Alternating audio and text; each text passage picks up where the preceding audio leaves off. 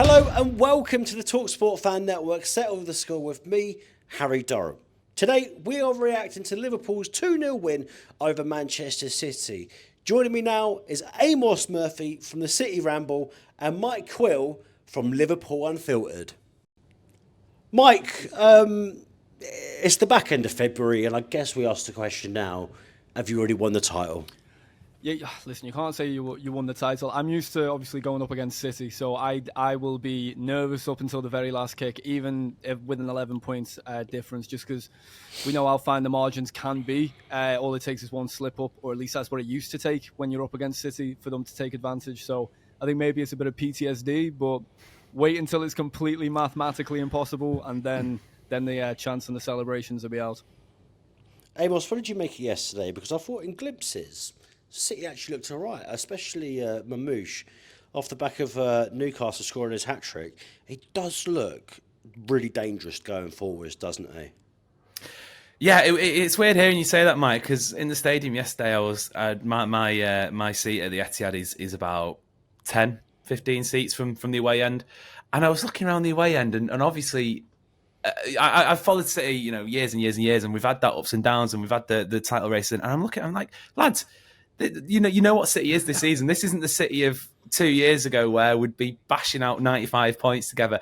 So it was a bit of a sort of, I got that sort of secondhand PTSD from the Liverpool fans because there was a bit of nerves about it. I'm like, come on, you must have watched City this season. But to be fair, you know what it is. You know what it is. We've seen you this season, yeah, but we know you. We know you. If there was any team you were going to turn up and be the Pep of Olden, it was going to be that game. You know how it is. Liverpool City is the biggest game in the Prem now. You know what I mean?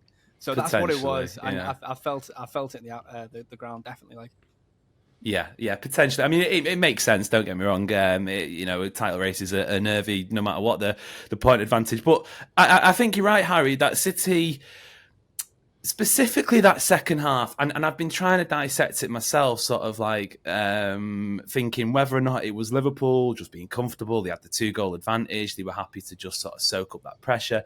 Or whether City did actually sustain a bit of pressure. At the end of the day, though, for all the possession they had, the chance creation was diabolical. And yeah, you say you've got probably the best centre-half partnership, sorry, Arsenal fans, in the Premier League. In the middle of that, Canate and Van Dijk, who were, imperious. And they had an easy job because there was no Erling Haaland, but still at the same time, they had they had to defend. But yeah, it was a weird one. I mean, I'm not angry. I'm not sort of majorly disappointed. We've lost to Man United. We've lost to Spurs this season. We've lost to all manner of terrible teams. Losing 2-0 to league leaders, honestly, I'd have taken it at the start. I mean, what's the rest of the season going to look like for you now, Amos? Is it just feet up, chill, and just look forward to August? Just are you going to watch any more Prem games? But potentially not. Although, I can't believe I'm saying it because City have been bobbins this season. There's still a chance of a trophy, and like any team who qualifies for the Champions League and wins the FA Cup, that is objectively a fantastic season. If by whatever miracle City can do that in their worst season in probably a decade, that is, that's a major achievement. So weirdly, even though at this time of the year we're usually talking about City, they're in free competitions, they're going for the Champions League, they're looking for a Premier League title, blah blah. There's not that much on the line, but there's still something to keep us interested until we lose to Plymouth, and then I think then we will be signing off. Losing to Plymouth, listen, there's nothing wrong with losing to Plymouth. Yeah, they're completely great team. The PTSD tips after that one. Neutral in the room, Plymouth, please get a result. It'd be absolutely insane just for the FA Cup drama. Amos, just want to hold you there quickly for one more thing. On the screen in stadium, off the back of the Liverpool win, the 4 in a row graphic came up. Do you think that was on purpose from the Manchester City media team? Or do you think it was just, slideshow ad hoc presentation, just rolling on through just for a bit of a advertisement? Yeah, you know what? I think it's worth... I can see why people would look at that and say it's a little bit cringy, it's a little bit sort of over the top. And football... it moves on at such a fast pace. And from a City perspective, we've shared the same city and workplaces and streets with Man United fans who've banged on about the 1990s and the early 2000s for the best part of 2 decades. I kind of get why they do it now, because when you go through those sort of unprecedented achievements, obviously for United it was a treble, it was 3 in a row. For City it's 100 points, it's a domestic treble, it's the treble, it's 4 in a row. I think within the club and the noise coming out of City at the moment is, yes, we've been bad this season, but tell me a football club in the world, let alone the Premier League, that wouldn't have swapped what the season City are having now for what they've just had over the past 8 years. So I do think there's a bit of, okay, we've been bad, but we're going to remind the world that we've still done what we've done. Mike, what did you make of Manchester City's messaging? Did you find it cringy? You know what? I didn't even find it cringy, because the way I see it, if Liverpool were in that position and we had a massive billboard inside of our stadium as well, we put fans in ours. But if you put a billboard inside your stadium, I'm really joking. But I would. It's a good dig. It was a good dig. I'll take it. I can respect it. No, a mural of Noel and Liam. The greatest hits album. But no, it's genuinely, I would do the same. Like, I don't think there's anything wrong with that. I think you made a great point as well. Like, what City have done in the Premier League will not be matched ever. Like, it just won't be. It's similar to, and this is just obviously the bias creeping in, similar to what Salah's doing this season as a player. What City have done as a club, you are looking at something that won't get matched. In the same way, when United did the treble originally, everyone looked at that and went, that's not going to get matched. And I think it'll be longer until someone ever does something what Pep, 4 league titles in a row is... Madness. In the Premier League, this isn't a farmers' league, although City certainly made it look like one at times. Genuinely. And the biggest compliment you can pay them is that the teams below them that, and I never thought I'd say this as as a Liverpool one, but that have spent a lot more than them and came nowhere near them.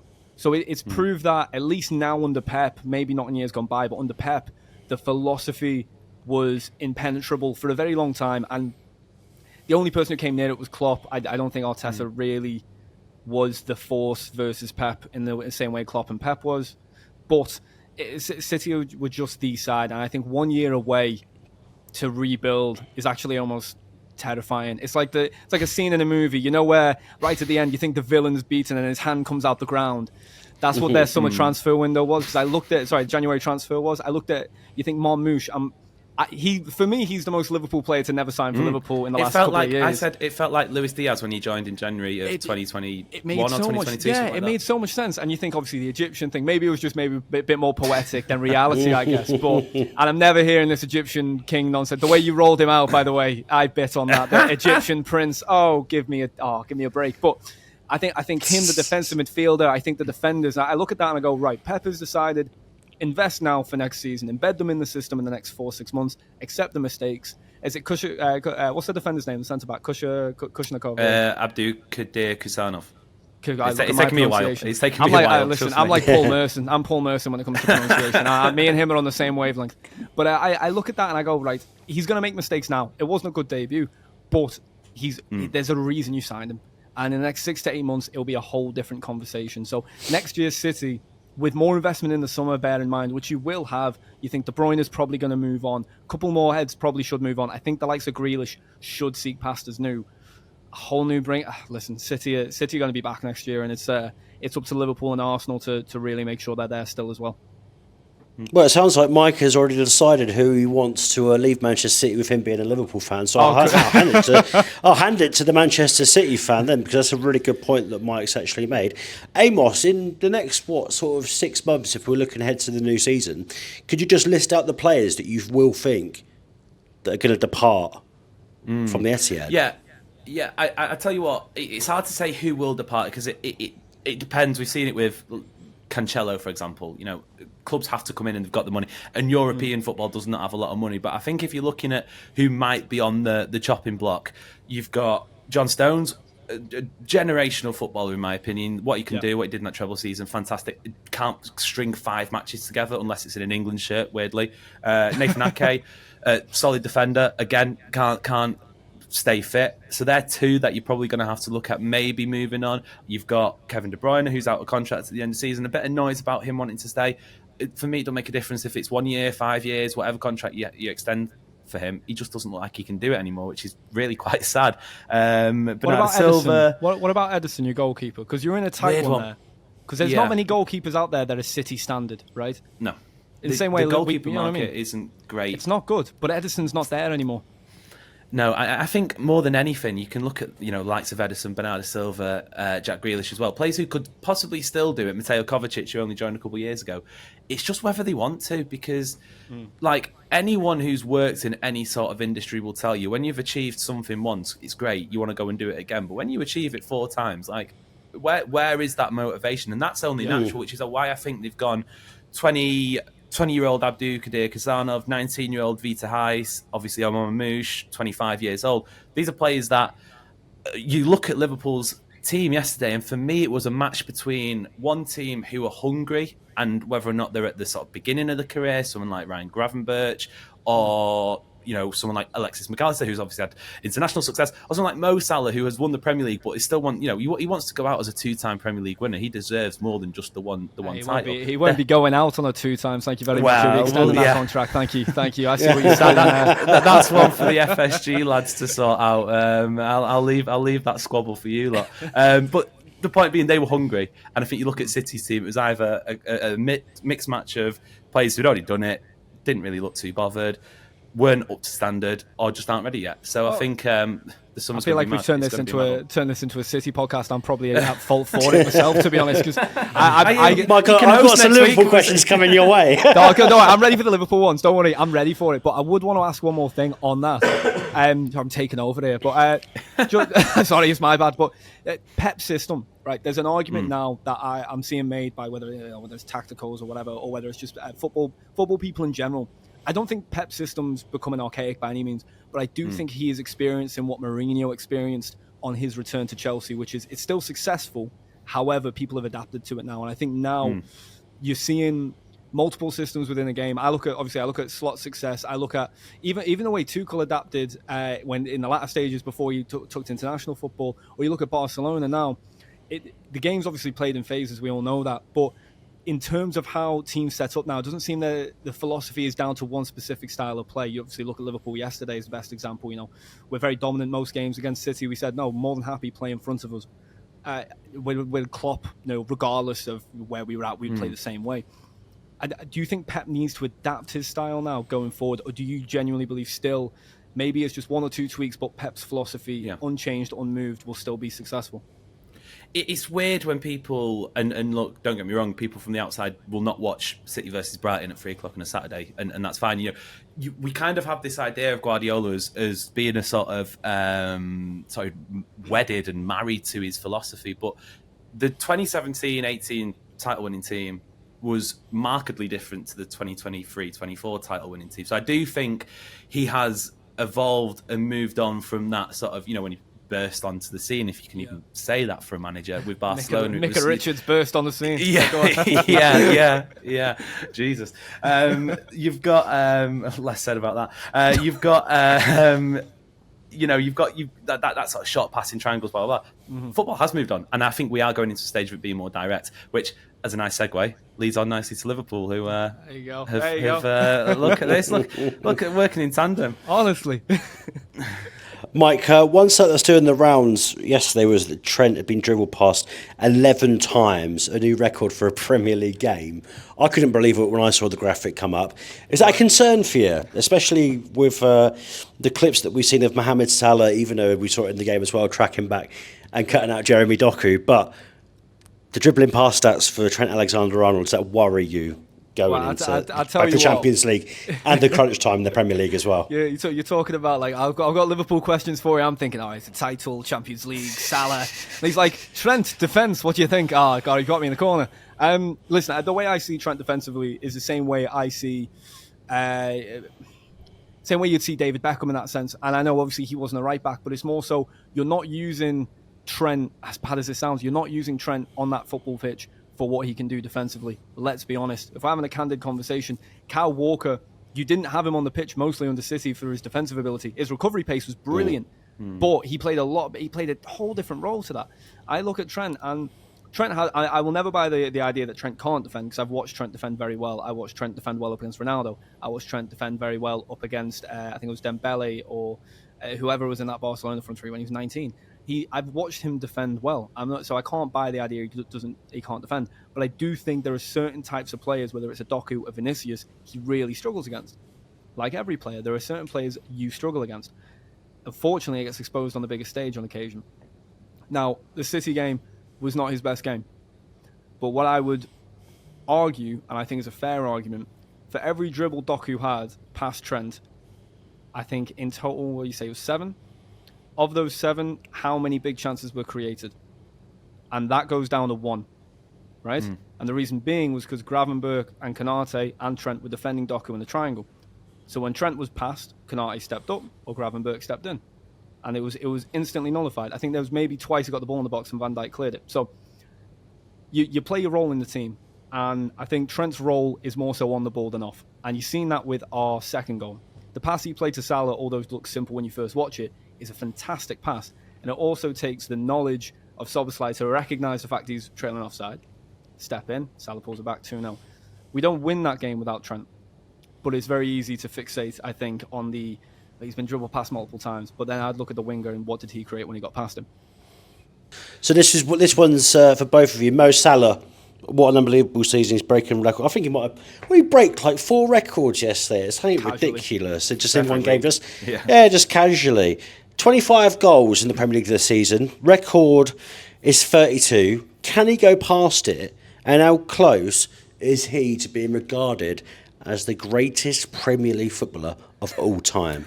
Think about that. I'll let you go first. I'll happily end on this one. Go on, you go first on that one. That sounds fair. Greatest Prem player of all time for me, in terms of, it depends what you look at it. You've got achievements, you've got style, you've got a mix of both. I would still have Thierry Henry up there as my number one. But in terms of that right wing position, 100%. He's in the all-time 11 for me. He's in the all-time, you find a place for him basically because he is that good. So I will say this season, Ballon d'Or will depend on what Liverpool do in the Champions League, and that is a bit sort of cosmetic. That is that sort of competition. You know, Lionel Messi winning the World Cup with Argentina for 7 matches. So I think, all-time Prem, top 3 maybe, but still Thierry Henry for me. Right. Go on, Mike. Get us that headline. Let's get 2 million views on this video. What are you going to say? It's absolutely disgraceful and delusional. Please. I think what I will say is I'll start off with something maybe controversial. I think Salah has been, in terms of his marketing, has been nullified and downplayed by the majority of the media in the UK for the last 8 years. I think Salah has been the face of Premier League football alongside De Bruyne for near part of a decade. I think Salah consistently over the last 8 years has been the best forward in the league. I think Salah over the last 8 years has done things Henry, Ronaldo have never done in the league. I think Henry will always be people's top 3. I agree. I love Henry. I think if Salah marks a 20 assist season with a 30-plus goals return as well, there's no doubt in terms of output who you can argue is a better forward in the league. You can always argue aesthetics, as people always will, and that's fine. That's down to interpretation. Beauty of that of an opinion is that everybody has one, whether you like it or not. I think the reality of Salah is if he stays for another 2 years, he ends up in the top 4 for assists in Premier League history and the top 3 for goal scorers in Premier League history. At that point, you have to look at it factually and say there's not a single player that's in both top 3s. If Salah stays for 3 more years and manages to get into the top 3 of both, there's no conversation he is the greatest Premier League player of all time. If he achieves that. It's like the Luke Littler big fish reeling it in. Yeah. Mo Salah all of a sudden's at Ali Pali. Hey, you wanted something to clip. There's the clip. I'll accept the clip. Go on. Clip. Mike, that's all I can say is thank you very much, both of you. It was unbelievable. Mike, Amos, have a good rest of the week. Mike, enjoy the celebrations, of course. Amos, I'll probably speak to you again in August, I reckon. We've got Spurs on Wednesday, so it's. Do you know what? It can't get worse. It can.